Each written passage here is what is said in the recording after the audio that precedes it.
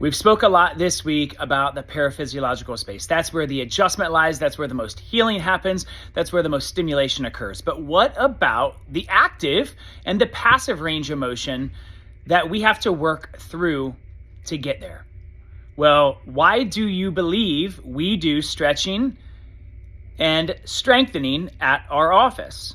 Those are all active ranges of motion, and stimulation and therapeutic benefit can happen in that range as well. Think of working out. That's an active range of motion. You move into a passive range of motion. The ligamentous stimuli that the cervical or thoracic general provide, or the SOT blocks to open up a disc or to lengthen ligaments of the spine and pelvis during traction, well, that's stimulating their system through their passive range of motion. And then, of course, where the most benefit is through the adjustment in the paraphysiological space. But what's after that? There is, unfortunately, another space. Now, the adjustment shouldn't take anybody past their anatomical limits. But sometimes it can. And that is called an injury. Although radically scarce in chiropractic, especially the way that we train, we listen to a patient's body, we speak to them, we progress them throughout care, etc., it still can happen. Now, what about the pop?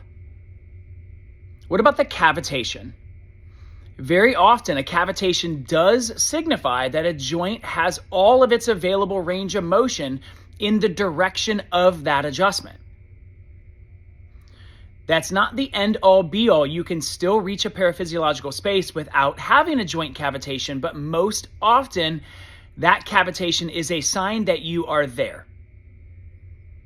Now, we all know, as Dr. Aaron shared earlier this week, that you can just lay on your back, roll your leg over, and sometimes get a cavitation. I can stretch my neck and sometimes feel a pop. I have an audible release when the chiropractor just gets me in the position that they're going to adjust. That is not the adjustment. Lastly, when achieving that paraphysiological space, does that available range of motion in that joint stay there, or does it need constant attention? Of course, it needs constant attention. This is why repetitive care through chiropractic, through active, and through passive ranges of motion is necessary for good health and longevity.